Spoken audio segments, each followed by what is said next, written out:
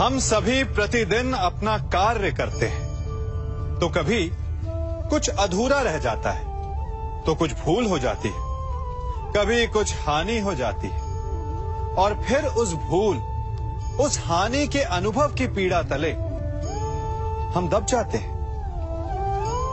अब आप लोग कहेंगे कि ऐसा होना तो स्वाभाविक है।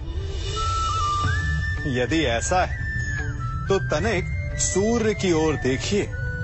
वो प्रतिदिन अंधकार से लड़ता है और हर रात्रि के पश्चात एक नई ऊर्जा, एक नए तेज के साथ उदित होता है। तो क्यों ना आप भी अपने जीवन की बीती पुरानी बुरी बातों को भुलाकर अपना प्रत्येक दिन नई ऊर्जा, नए जीवन की तरह प्रारंभ करें। विश्वास कीजिए, आपका जीवन सरल हो जाएगा और आनंददायी भी। वृक्ष जब फलता है तो कितना सुंदर लगता है। उसकी डालियां झुक जाती हैं। जितने अधिक फल, उतनी झुकी डालियां। कारण वृक्ष कहता है कि मेरे इन फलों को तोड़ो, उसका आनंद लो। इससे एक ओर हमें वृक्ष के मीठे फल खाने को मिलते हैं, तो दूसरी ओर वृक्ष के स्वयं का बोझ कम हो जाता है। इसी भांति यदि आप सफल हैं, तो अहंकारी मत बनिए, विनम्र रहिए।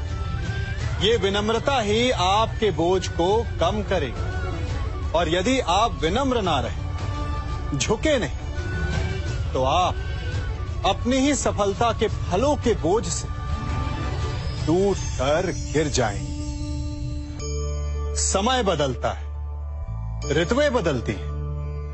जब गर्मियां होती हैं, तो हम उलाना करते हैं कि बड़ी गर्मी है, बारिशें कब आएंगी। और जब बारिश आती है, तब हम कहते हैं कि बड़ा चिपचिप, सर्दियां कब आएंगी। और जब सर्दियां आती हैं, तब हम गर्मी की प्रतीक्षा करने लगते हैं। और इसी कारण हम किसी भी ऋतु का आनंद नहीं उठा पाते। कल क्या होगा, इसके विषय में सोचकर अपना समय व्यर्थ करना बंद कीजिए। ऋतुओं पर आपका कोई वश नहीं, परंतु आज के, अभी के इस पल पर, इस क्षण पर आपका वश तो है। उसे जीना सीखिए, उसका आनंद उठाना सीखिए। सबके मन का सबसे बड़ा भय क्या है? सबसे बड़ा लालच क्या है? सबसे बड़ी चिंता क्या है? तनिक विचारिए। सबके मन का सबसे बड़ा भय, सबसे बड़ी चिंता है मृत्यु। सभी सोचते हैं, सभी भय खाते हैं कि कहीं मृत्यु ना आ जाए। सभी लालच करते हैं कि कुछ दिन और जीने को मिल जाए। सभी आशा करते हैं कि वे कभी ना मरे। और इसी मृत्यु के भय के कारण ही आप उस जीवन की उपेक्षा कर देते हैं जिसे आप जी रहे हैं। क्या कभी आपने सोचा कि आप मृत्यु से भयभीत क्यों होते हैं? क्योंकि आप जीवन में वो कर नहीं पाए जो आप करना चाहते हैं। और जो आप करना चाहते हैं, वो कर पाना तभी संभव होगा जब आप मृत्यु के भय से निकलकर अपने जीवन के हर पल का उपयोग करना सीख जाएंगे। तो मृत्यु के भय से बचने का केवल एक ही मार्ग है, एक ही मंत्र है। अपने जीवन के हर पल को जियो। वृक्ष मुझे बहुत प्रिय हैं, बहुत अच्छे लगते हैं। आपको भी अच्छे लगते होंगे। कारण ये है कि वो हमें छाया देते हैं, अपनी शीतलता देते हैं, शांति देते हैं। परंतु मुझे वृक्ष एक और कारण से अच्छे लगते हैं, और वो कारण है वो सीख जो एक वृक्ष हम सभी को देता है। और वो सीख है अमरता। एक वृक्ष कभी नहीं मरता, मरने से पूर्व वो अपने जैसे कई वृक्ष अपने बीजों के द्वारा संसार को दे जाता है। तो अमर होने का केवल एक ही मार्ग है, और वो है जो आपके पास है, वो संसार को दो। अपना ज्ञान, अपना अनुभव, अपना आनंद बांटने में कंजूसी ना करें, कभी कृपण ना हो, तो आप संसार में सदा जीवित, सदा अमर रहेंगे। हम सभी घरों में रहते हैं, और अधिकतर लोगों के जीवन का ये एक स्वप्न तो होता ही है कि हमारा अपना घर हो, है ना?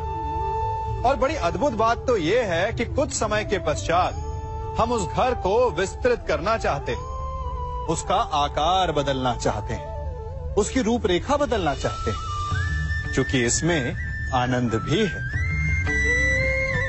तनिक सोचिए, जब आपको घर का वास्तु बदलना हो, उसे और सुंदर बनाना हो, तो पुराने निर्माण को तोड़ना पड़ता है, उसे गिराना होता है, घर में तोड़फोड़ करनी पड़ती है। क्योंकि निर्माण के विज्ञान में टूटने का ज्ञान बहुत ही आवश्यक है। ठीक उसी प्रकार यदि आपके जीवन में समस्याएं, विपदाएं या बाधाएं आपको थोड़ा तोड़े, तो इसे संकेत समझिए कि आपके भीतर कुछ नया बनने वाला है, कुछ नए का निर्माण होने वाला है। और स्वागत करें इस नए निर्माण का, अपने जीवन के इस नए युग का। कभी वन में सिंह को अखेट करते देखा है? हमें लगता है कि सिंह तेजस्वी है, बलशाली है, तीव्र है, इसलिए वो अखेट कर पाता है। परंतु इस अखेट के दूसरे पक्ष को भी देखने का प्रयास कीजिए। सिंह अखेट तभी कर पाता है जब हिरण आस छोड़ देता है, जब वो भागना बंद कर देता है, जब वो संघर्ष करना छोड़ देता है। सिंह हिरण की मृत्यु नहीं चुनता, हिरण स्वयं अपनी मृत्यु चुनता है। ठीक उसी प्रकार असफलता हमें नहीं चुनती, हम असफलता को चुनते हैं। ये हम ही हैं जो आशा को छोड़कर संघर्ष करना छोड़ देते हैं और भाग्य का अखेट बन जाते हैं। इसलिए संघर्ष करना मत बंद कीजिए, प्रयास करते रहिए और सफलता आपकी मुट्ठी में होगी। जब घर में अंधकार छा जाता है, तो प्रकाश लाने के लिए आप क्या करते हैं? दीपक ढूंढते हैं और उसकी लौ को प्रज्वलित करते हैं, और फिर अंधकार अपने आप दूर हो जाता है। अब आप कहेंगे कि इसमें कौन सी नई बात है? यदि अंधकार को दूर करना है, तो दीपक की लौ को प्रज्वलित तो करना ही पड़ता है। यही बात तो समझने की है।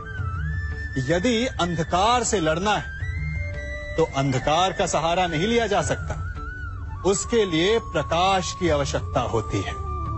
घृणा का अंत करना है तो उसे घृणा से अंत नहीं किया जा सकता, उसे प्रेम की आवश्यकता होती है। शत्रुता का अंत शत्रुता से नहीं किया जा सकता, उसे क्षमा की आवश्यकता होती है। यदि आपको नकारात्मक ऊर्जाओं से लड़ना है, तो स्वयं को सकारात्मक बनाना होगा, और तभी आपके जीवन में वास्तविक आनंद आ सकेगा। एक न एक बार हर युवा के जीवन में एक ऐसा समय आता है जब उसे लगता है कि उसके माता पिता उसके साथ बहुत कठोर हो रहे हैं। मैं आपसे पूछता हूं, क्या आपने कभी कुम्हार को मटकी बनाते हुए देखा है? वो गीली माटी से मटके को चाक पर आकार देता है, और वास्तविक आकार वो मटकी को तब देता है जब वो लकड़ी के संभल से मटके को बाहर से पीटता है। हम सभी उस कुम्हार को मटके को पीटते हुए देखते हैं, परंतु उस कुम्हार के उस हाथ को नहीं देखते जो मटके को भीतर से बाहर की मार से सहारा दे रहा है। हमारे माता पिता भी ऐसे ही होते हैं।